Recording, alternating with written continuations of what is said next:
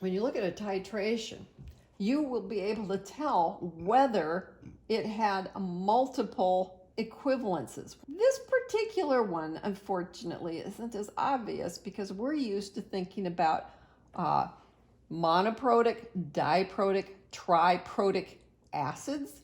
This is on the other side. It's starting up at the pH that's high, so it's basic. But you can see there's two different places where it does a change. You can see two waves sort of here. And this indicates that it's going to be doing two different equilibriums. In the first place, you're starting with something that has a charge of -2. When you get to the first equivalence point, everything that was a -2 has picked up an H+, so that now everything you see is something that has a single minus charge. The second equivalence point, all of those will have gone away and will have no charges.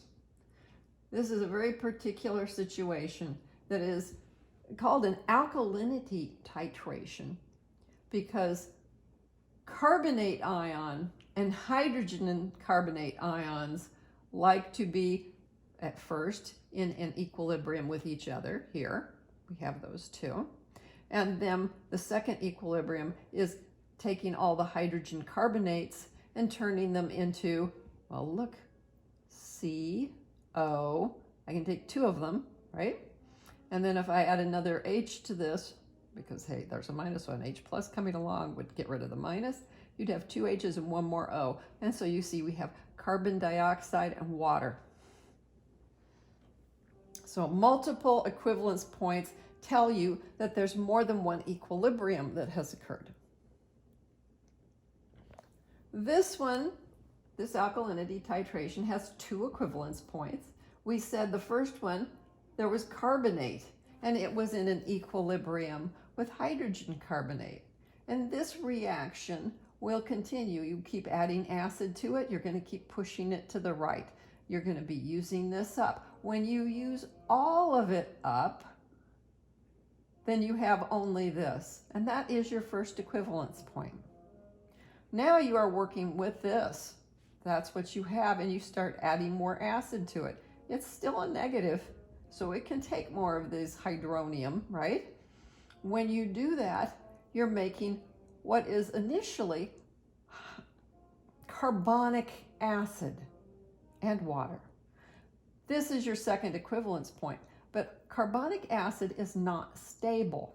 It does not like to remain in the form of carbonic acid, and it decomposes into carbon dioxide and water. And you can see if you add those up, 2 H's, 1 C, 3 O's, there it is. Carbonic acid has the same stuff that's in soda pop. When you open the lid, the carbon dioxide starts bubbling out of the water.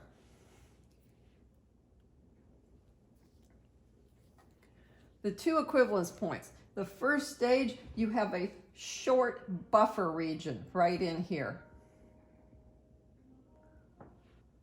But they are the two that are in pairs are the hydrogen carbonate as the acid and the carbonate ion as the conjugate base. The dominant species is the hydrogen carbonate. The sample is slightly basic. The second stage, you've gotten rid of all of the carbonate ions. You only have hydrogen carbonate to start with. And the pH will drop very quickly once all of the hydrogen carbonate is consumed, and it will drop the pH below 7 because we were working with a weak base and a strong acid, so the acid dominates, and you'll find that the pH of the salt that is created here is acidic. Well, since we're talking about alkalinity titrations, and we've seen in previous things that the midpoint is the same as the pH at the midpoint is the same as the pKa. I mean, we start wondering, if I have the first stage of a titration that has more than one equivalence point, is that midpoint of the first stage the same as the pKa2 of carbonic acid? And of course it says explain. So here's the explanation. When we say the midpoint's based on equal concentrations of acids and conjugate bases, we are assuming that at the beginning of the titration there is no conjugate base. Now, in a case where we have a multiple equilibrium setup, we cannot guarantee that we are ever starting with none of the conjugate base, or in this case, the conjugate acid.